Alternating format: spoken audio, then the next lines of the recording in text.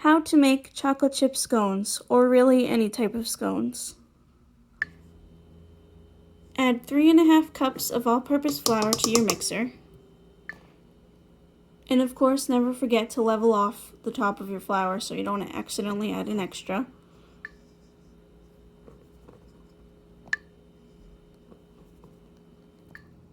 Add a ½ cup of granulated sugar. 1 tablespoon plus 1 teaspoon of baking powder. 1 tablespoon of salt. And 1 tablespoon of whatever seasoning you're choosing to use. Right now I'm going to use cinnamon, but you can also use nutmeg, or like if you want to do savory, you can use thyme or basil, whatever. With your paddle attachment, you want to give these a good whisk for about 30 seconds or so until fully mixed in. Now, one quick thing before we continue, we are not going to be adding any fill-ins at this stage. We'll get to that later, but for example, my chocolate chips are not going in now. Any apple slices or peach slices or any fruit you want to use, or any sun-dried tomatoes, whatever savory you want to use, we are not adding in any of that during the mixing stage. We'll get to that later. Add a 4th cup of corn syrup to your mix. It doesn't matter if it's light or dark, honestly, just use whatever you got. The only difference between the two is that dark corn syrup has a slightly stronger taste, so whatever your preference is. Add 1 pint or 2 cups of heavy cream. Mix this on slow until just combined. Be very careful not to overmix. There's nothing worse than a hard scone. When your dough comes together, you want to scoop it out onto a lightly floured surface. Now here's the part that you need to be very careful. You need to squish this together with 2 hands and then maybe give it 2 folds like this, or maybe 3 or 4 like this, just so it's kind of like a even ball, so it's all smushed together.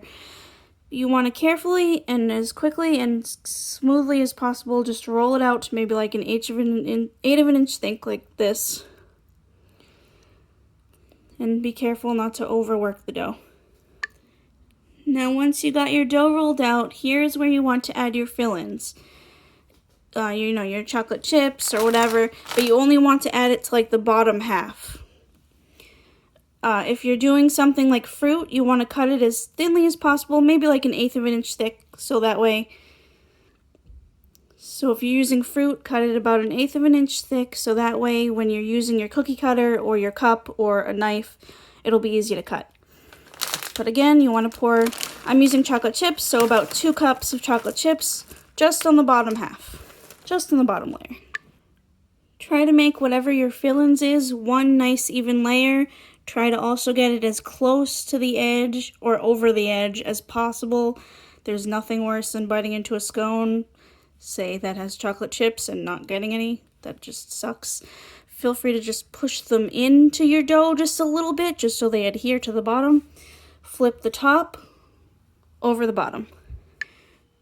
Again, pat your dough down just a little bit so the chips or whatever your fill-ins in adheres to the top. Don't forget to sprinkle a little bit of flour here and there because your dough will be sticky. Roll this out again, maybe just a little bit more, like an inch, eighth of an inch. Now that you've rolled out your dough a little bit more, it's time to cut. Now don't freak out if you don't have a cookie cutter. You can just use the inside of a cup, this part, or what I'm going to do is just use a knife and cut squares. Now if you want perfect squares, you can use a measuring tape or whatever. You would just cut off the edges to make it a perfect rectangle and then cut your squares, but I'm just going to freestyle it. Now if you're using a round cookie cutter or a cup, you can, if you have scraps, you can re-roll this dough as many times as you want. Just again, roll it as quickly and as carefully as possible so you don't overwork the dough. There's nothing worse than a dry, hard scone. And naturally, if you want triangles, just turn your square, turn it like this so it looks like a diamond, and just cut it in half. Now in terms of storing these, get yourself an airtight container and line it with either wax paper or parchment paper. You can probably use plastic wrap too, whatever you got. Layer your scones in one even layer. Layer a second piece of whatever you're using on top and continue making your layers until your container is full. Make sure whatever you're using is the last layer on top of your scones so they don't get dried out or anything, and then put the cover on. Now these will keep in your fridge for about 3 to 4 weeks or in your freezer for several months. Now in terms of baking, you want to lightly grease a piece of tin foil and line it on cookie sheets. Place your scones about an inch or two apart and bake at 350 degrees for about 22 to 25 minutes or until golden on top. Feel free to brush scones with a beaten egg or milk. Enjoy!